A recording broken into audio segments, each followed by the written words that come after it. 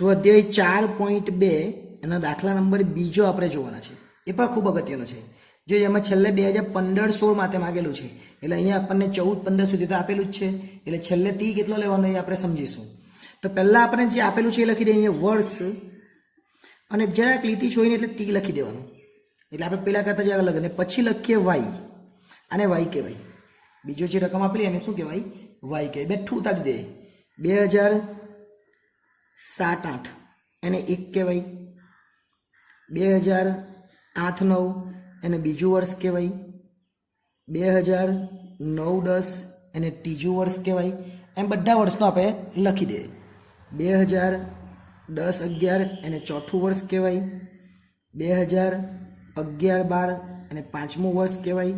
આવી ગઈ છે આપણી એપ્લિકેશન SS એજ્યુકેશન. આ એપ્લિકેશન ઇન્સ્ટોલ કરો.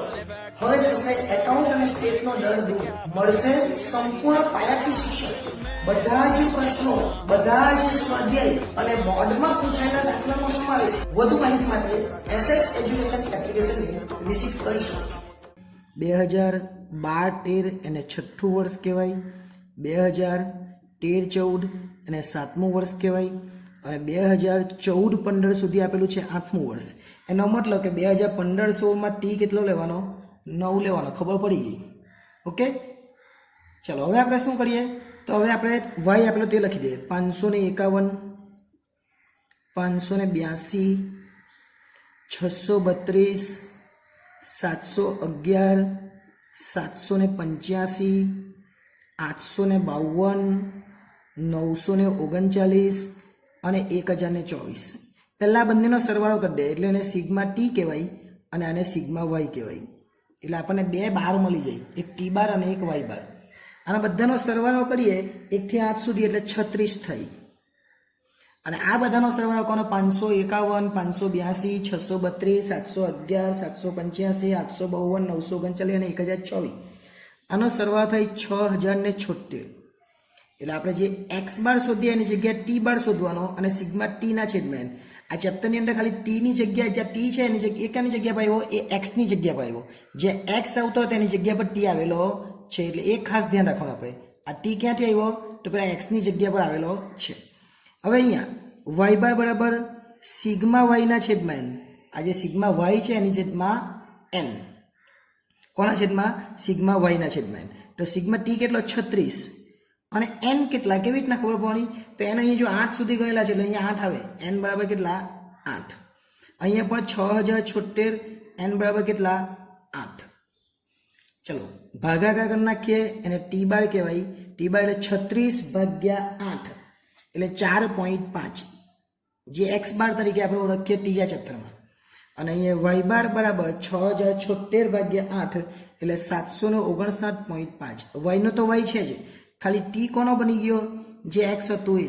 અને પછી તે એક્સ વાયની રીત જ કરવાની, એટલે બંનેનો ગુણાકાર કરી દેવાનો. પહેલો ટી એટલે પહેલાં ટી વાય, અથવા વાયથી લખે તો પણ ખોટું નથી, બંનેનો ગુણાકાર જ કરવાનો છે. ચલો બંનેનો 551 ગુણ્યા 1 એટલે 551 જ થાય. 582 ગુણ્યા 2 એટલે 1164 થાય. 632 ગુણ્યા 3 એટલે 1896 થાય. 711 ગુણ્યા 4 એટલે 2844 થાય. 785 ગુણ્યા 5 એટલે 3925 થાય. 852 ગુણ્યા 6 એટલે 5112 થાય. 939 ગુણ્યા 7 એટલે 6573 થાય. અને છેલ્લે 1024 ગુણ્યા 8 એટલે 8192 થાય. અને આ બધાનો સરવાળો કરી દેવાનો. આ બધાનો સરવાળો આપણને કામ લાગવાનો છે. જે સિગ્મા એક્સ વાય કહીએ ને આપણે, જો આ ટી વાય છે, આપણે એક્સ વાય આવતું હતું, બસ એ જ આપણે વાપરવાનું છે. એનો સરવાળો થાય 30257. અને છેલ્લે એક વસ્તુ શોધવાની, એને કહેવાય ટી સ્ક્વેર. એટલે ટીનો વર્ગ કરી નાખવાનો. 1, 4, 9, 16, 25, 36, 49 અને 64. આ મોડે જ કરી દેવાનું. આ જ આવવાનું છે, કેમ કે આજ તો ટી તો આને આજ રહેવાનો દર વખતે. ટીમાં કોઈ દિવસ ચેન્જ થવાનો નથી. ટી 7 હોય, 6 હોય, પણ આ તો આ બે જ રહેવાનું. 5 સુધી હોય તો અહીંયા સુધી આવે. એનો વર્ગ જ કરવાનો છે. 1નો વર્ગ, 2નો વર્ગ, એમ બધાનો વર્ગ કરવાનો છે. એન આપેલા છે કેટલા? તો એન બરાબર 8 આપેલા છે. આ આપી દીધા છે. કેવી રીતના? આ 8 સુધી થઈ જાય એટલે એન બરાબર 8 આપેલા છે. હવે ડાયરેક્ટ ડીનું સૂત્ર મૂકવાનું. તો બીનું સૂત્ર એટલે આપણે જે પેલું સૂત્ર મૂકતા એ જ કયું NXY વાળું સૂત્ર મૂકતા એ જ એટલે લખવાનું N સિગ્મા XY લખતા એની જગ્યાએ TY લખવાનું, પહેલા સિગ્મા X લખતા એની જગ્યાએ T લખવાનું અને Y ની જગ્યાએ તો Y છે જ, અને છેદમાં સિગ્મા X લખતા એની જગ્યાએ T² લખવાનો, આગળ N અને ઓછા સિગ્મા T આખાનો વર્ગ જે X નો વર્ગ લખતા T. સૂત્ર સેમ જ, ખાલી X ની જગ્યા પર T મૂકવાનો છે, બીજું કંઈ બદલવાનું નથી. N કેટલા છે 8, TY કેટલો આવ્યો તો TY 30 257, આ સરવાળો બી આપણે કરી દઈએ ને તો આ સરવાળો થાય 204, કેટલા છે 30,257.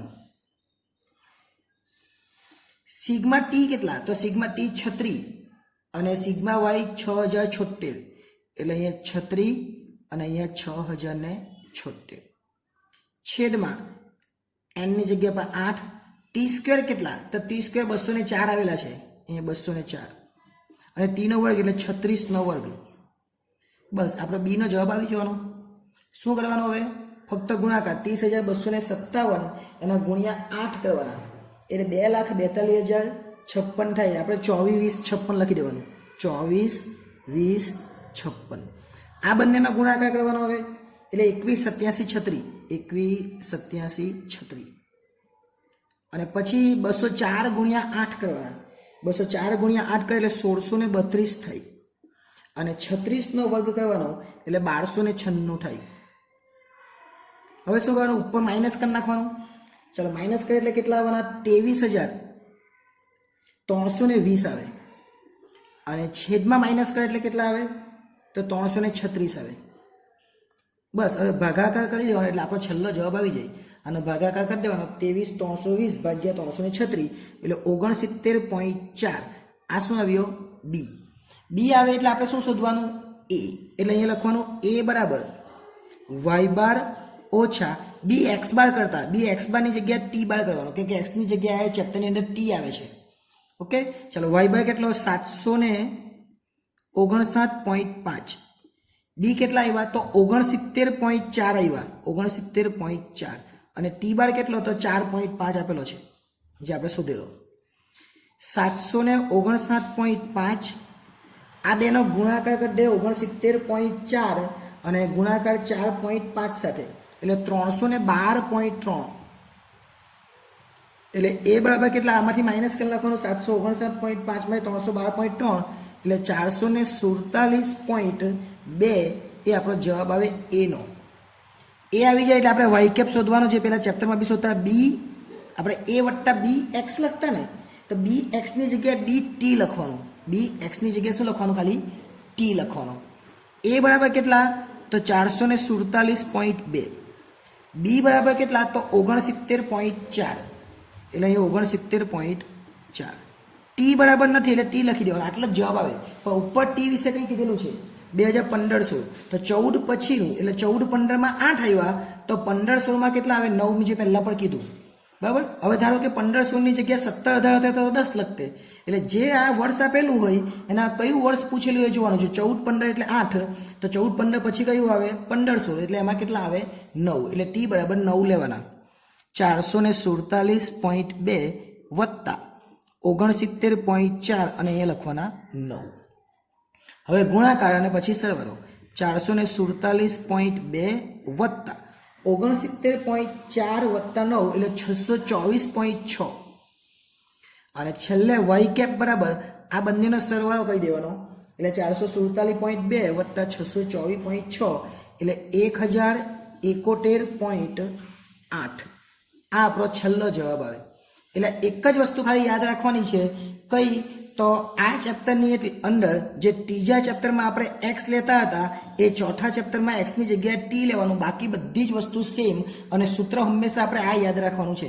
એક બીનું એનું બી એક્સ બાર આવતું એની જગ્યાએ ટી બાર, અહીંયા બી એક્સ આવતું એની જગ્યાએ ખાલી ટી, બાકી બધી વસ્તુ સેમ છે, કોઈ જ વસ્તુ બદલાઈ નથી. એટલે આ ચેપ્ટર પર બહુ ઇઝી છે અને આ બીજો દાખલો હતો. નેક્સ્ટ ટાઈમ જ્યારે મળીશું ત્યારે ત્રીજો દાખલો જોઈશું. આભાર.